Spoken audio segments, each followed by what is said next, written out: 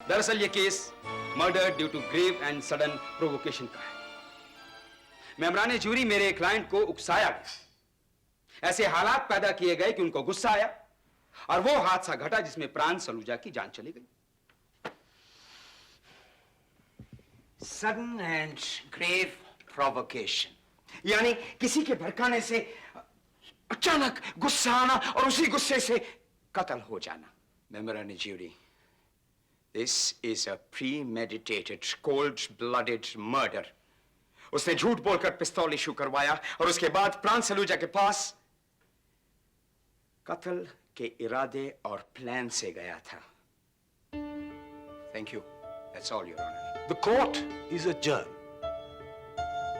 Jail में नाना के पास हजारों की संख्या में फैन मिल आती। नाना भॉय वी लव यू, नाना भॉय हम तुम्हारे साथ हैं। जहां एक तरफ प्रेस ने उन्हें हीरो बना दिया था, वहीं दूसरी तरफ सोफिया और बच्चों को ताने सहने पड़ रहे थे। इसका एहसास नाना को अपने बड़े बेटे टिडली की चिट्ठियों से होता। डियर डैडी, आप घर कब आएंगे? आप गुस्सा होंगे, लेकिन मैंने राहुल की पिटाई कर दी। He is no longer my best friend.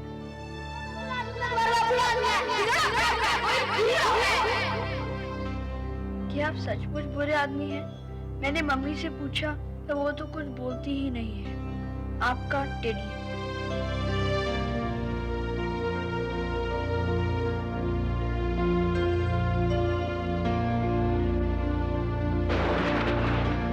Mrs. Sophia, Nana boy, will you please come to the witness box? Sophia, you've got to stand by him. उसको अब केवल तुम ही बचा सकती हो।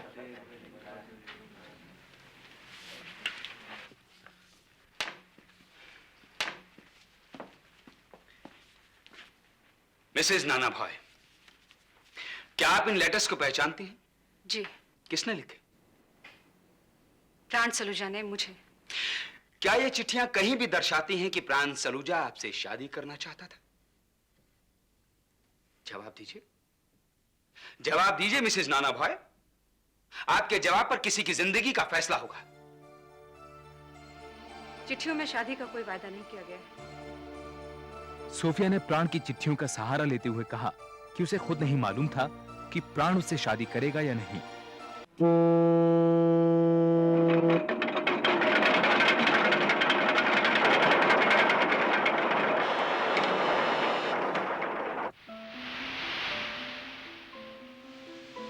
चौबीस अप्रैल सन 1961 इंडियन नेवी की फ्लैगशिप आईएनएस मैसूर ने बंबई बंदरगाह पर लंगर डाला। जहाजी कंपनी के सदस्य कैप्टन केशव मानिक नाना भॉय बहुत खुश थे। 6 महीने की लंबी यात्रा के बाद आज वो घर लौट रहे थे, और वो भी तय तारीख से 1 हफ्ते पहले। नाना भॉय को बेसब्री थी अपनी पत्नी सोफिया और तीनों बच्चों से मिलने की।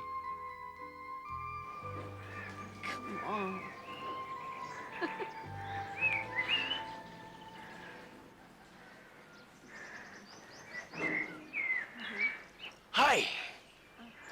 Hi. Hi. Hello. अगले हफ्ते? जी हाँ, मैं अगले हफ्ते आने वाला था, लेकिन जरा सा प्रॉब्लम हो गया। सोफिया के बर्ताव से यह साफ जाहिर था कि वो नाना के अचानक घर लौटने से नाखुश थी। अगले 9 दिनों में उसके रूखेपन और चिड़चिड़ाहट ने बहस और लड़ाई का रूप ले लिया। इस तनाव को कम करने के लिए नाना ने बच्चों के साथ फिल्म देखने का प्रोग्राम बनाया। And now we're getting late for the film. Take the conference and तैयार होता है। Who's the fastest?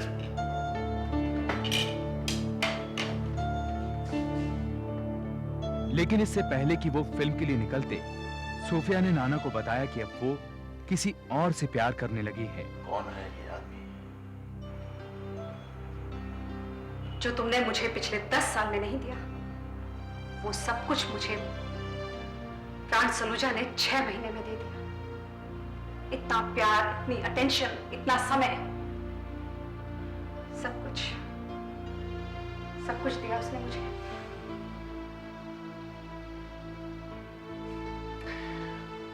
प्राण सलूजा।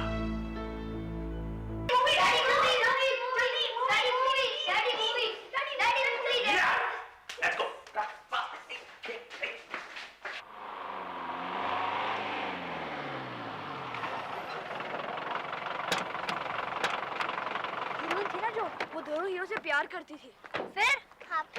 फिर क्या, दोनों हीरो की फाइट। Keep quiet. जब देखो शोर मचाते रहते हैं। We should be watching such movies anyway. Daddy आप फिल्म देखने चलेंगे? डॉगी की दवाइयाँ कौन लाएगा बेटा? और वैसे भी आपने मुझे सारी कहानी सुना दी। Anyway, enjoy yourself. 6 बजे पिक करने आऊंगा तुम सबको।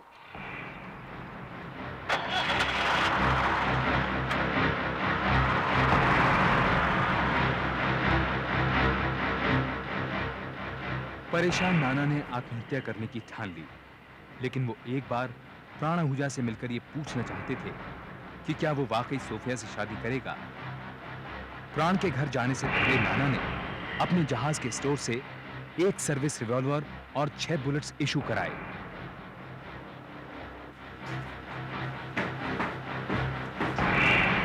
एक बंदूक और 6 गोली। सब प्रोग्रेस कर। Personal safety.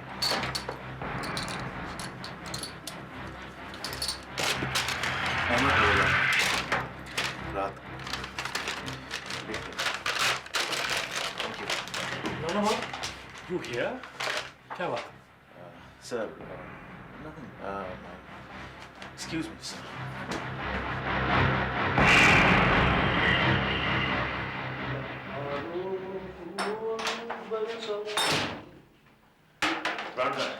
सब ऊपर है, बोलो मुझे जगाना नहीं।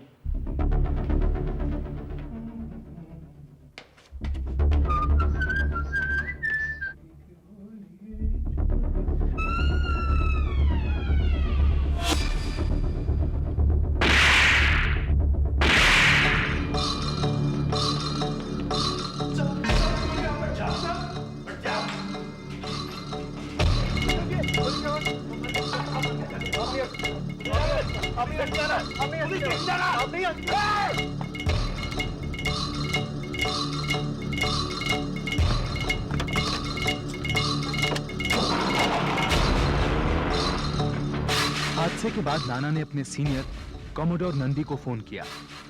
नाना का दिमाग स्थिर नहीं था, वो बार बार एक ही बात दोहरा रहे थे, मैंने उसे मार डाला। कॉमोडोर नंदी ने नाना को एक ही सलाह दी, आत्मसमर्पण, surrender.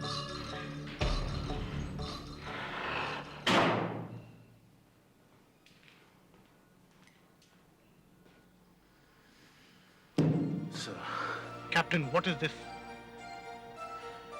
get me arrested, sir. प्राण सलूजा का मैंने खून किया है। Surrender. आप होश में तो हैं? Do you know what this confession can do to you? Yes, sir.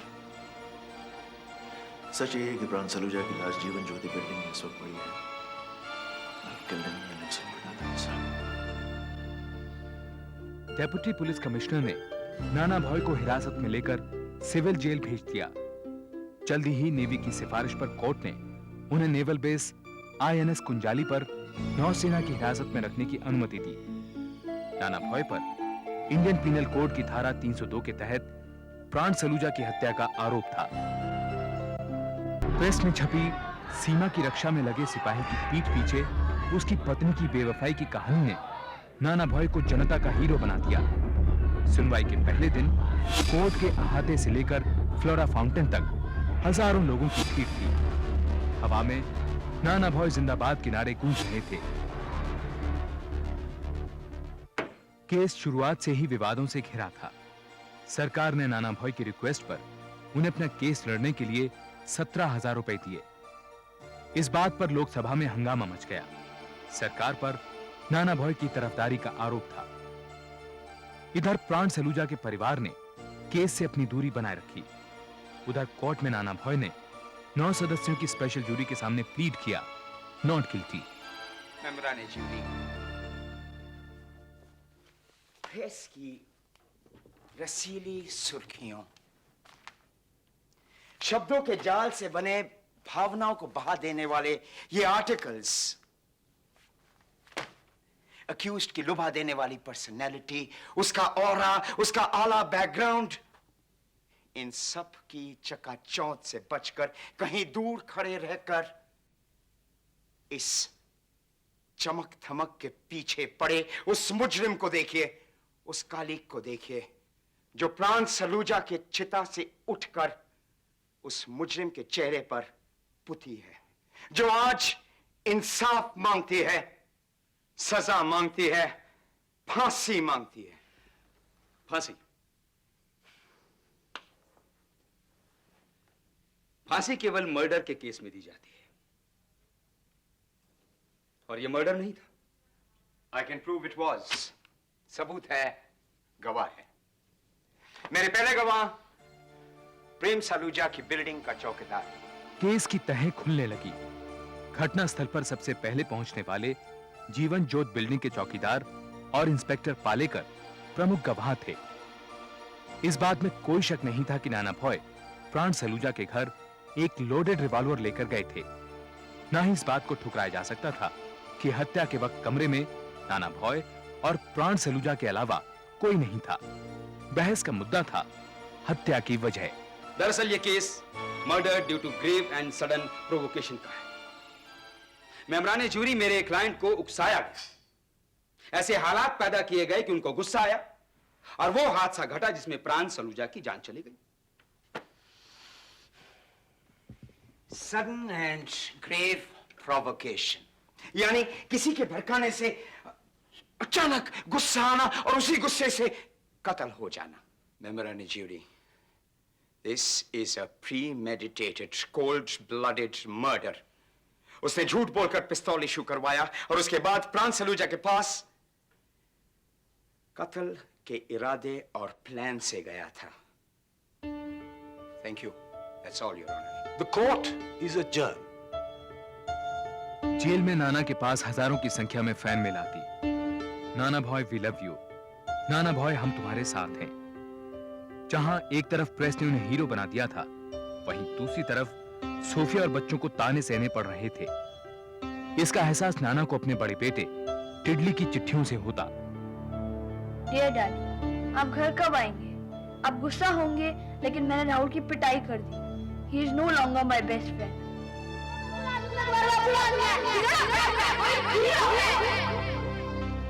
क्या आप सचमुच बुरे आदमी हैं?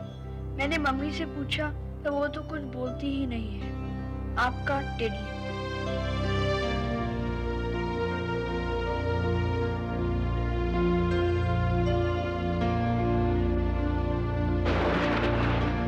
Mrs. Sophia, Nana boy, will you please come to the witness box? Sophia, you've got to stand by him. उसको अब केवल तुम ही बचा सकती हो।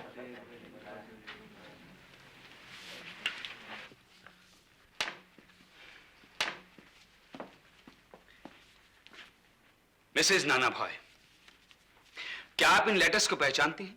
जी, किसने लिखे? प्राण सलूजा ने मुझे।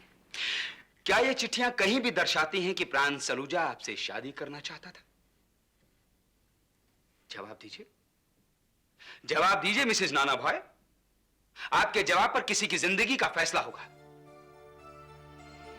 चिट्ठियों में शादी का कोई वायदा नहीं किया गया है। सोफिया ने प्राण की चिट्ठियों का सहारा लेते हुए कहा कि उसे खुद नहीं मालूम था कि प्राण उससे शादी करेगा या नहीं। उसने कोर्ट को बताया कि वारदात के दिन नाना प्राण के घर कत्ल के इरादे से नहीं, बल्कि इसी सवाल का जवाब पाने के लिए गए थे। प्रोसिक्यूशन का मानना था कि सोफिया अब अपने पति को बचाने के लिए साफ झूठ बोल रही है, लेकिन डिफेंस लॉयर जे दारूवाला ने सोफिया का साथ देते हुए उस दिन के हादसे को एक नई रोशनी में समझाने की कोशिश की। कैप्टन नाना भाई जब अपनी बीवी की बेवफाई का पता चला तो वो टूट गए। एक मायूस, हताश इंसान ने सुसाइड करने का फैसला किया। उसने झूठ बोलकर सर्विस रिवॉल्वर अपनी जान लेने के लिए लिया था। मगर उसके मरने के बाद उसके बच्चों का क्या होगा? क्या प्राण सलूजा वाकई सोफिया से शादी करेगा? उस शाम यही जानने के लिए मेरा क्लाइंट प्राण सलूजा के घर गया। अरे नाना, तुम ऐसे बेडरूम में? सोफिया और बच्चों का क्या होगा? वो तुम्हारी प्रॉब्लम है यार, तुम संभालो। शादी का वादा किया तुमने सोफिया से, तो सो व्हाट? मैं ये जानना आया हूं कि तुम मेरे बच्चों को पागल हो गया हो क्या? इस तरह से हर एरी गरी राह चलती औरत के साथ शादी करता रहूंगा, उसके बच्चों को संभालता रहूंगा। यहाँ तो अनाथ आश्रम बन जाएगा यार। प्राण सलूजा, सलूजा, सोफिया ऐरी गैरी औरत नहीं है। तुमने सोफिया से शादी का वादा किया या नहीं? आइए काउंट मारिया। रिलैक्स, मैं सैंक्टूम वादे करता हूँ और इस तरह से हर वादा निभाता रहा तो हरम खोलने के लिए तुम जिंदा नहीं बना। मेरे बच्चों का नाता खोलेगा। मेरे बच्चों का नाता तुम खोलेगा। मेरे बच्चों का नाता सब खोलेगा।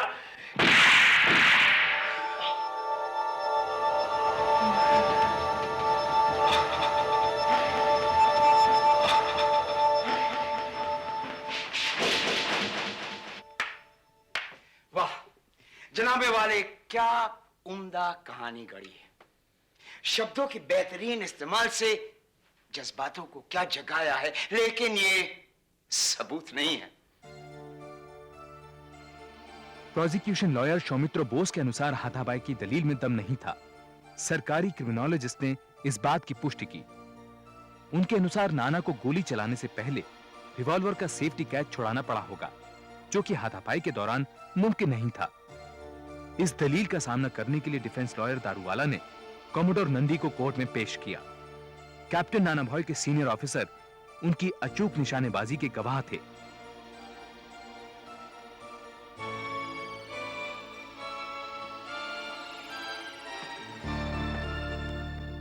कमोडोर नंदी, कैप्टन नाना भॉय का निशाना कैसा है?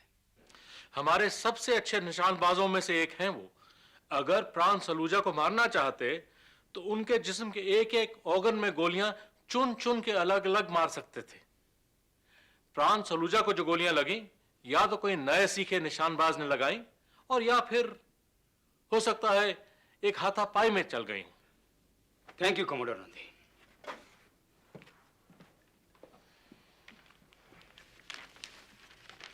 यह है डॉक्टर एबी बालिगा की रिपोर्ट। ये जो इस बात की तफ्तीश करती है कि जिस ढंग से, जिस एंगल से प्राण सलूजा को गोलियां लगी थी, वो हाथापाई के दौरान चली थी। मगर यह हाथापाई क्यों हुई, योर लॉर्डशिप? डिफेंस का कहना है कि हाथापाई की वजह प्राण सलूजा का सोफिया से शादी ना करना था, राइट? लेकिन प्राण सलूजा सोफिया से शादी करना चाहता था। ये 3 कागजात इस बात को प्रूव करते हैं।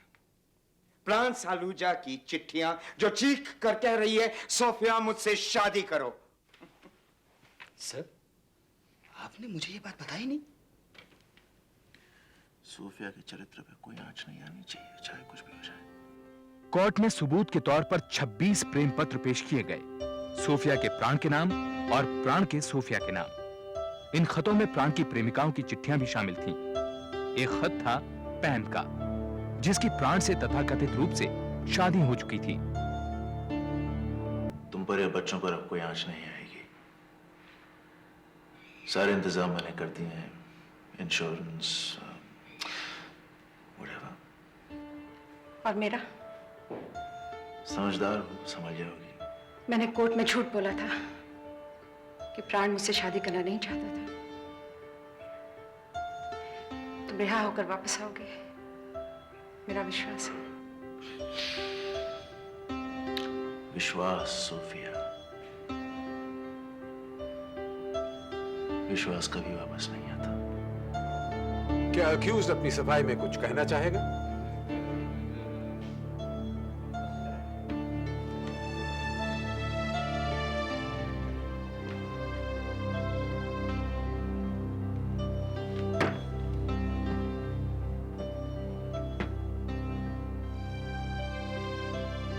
मैं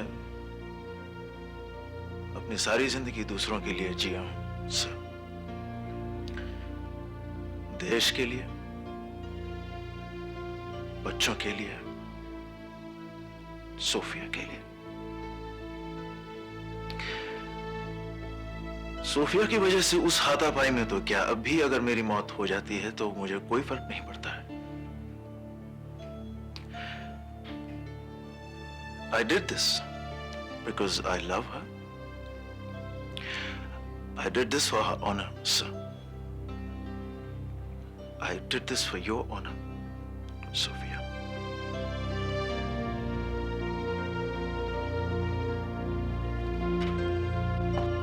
मेहरबान ज्यूरी, आपने दोनों पक्षों की दलीलें सुनी। अब मैं आपको यह बताना चाहूंगा कि दफा 302 के तहत कत्ल की सजा मौत या उम्र कैद है, मगर दफा 300 के तहत अगर कत्ल किसी के उकसाने पर अचानक आवेश में हुआ तो वो कत्ल नहीं माना जाता। It's an exception.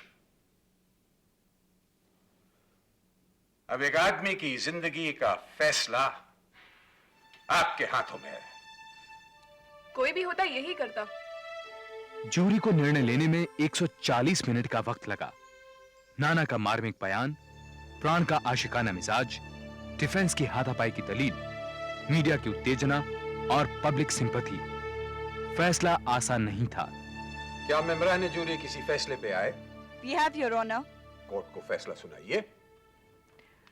ये जूरी 8 के मुकाबले 1 के मत में फैसला करती है कि captain Nana Bhoy versus state of Maharashtra case में डिफेंडेंट बेगुनाह है, उसे बाइज्जत बरी किया जाए।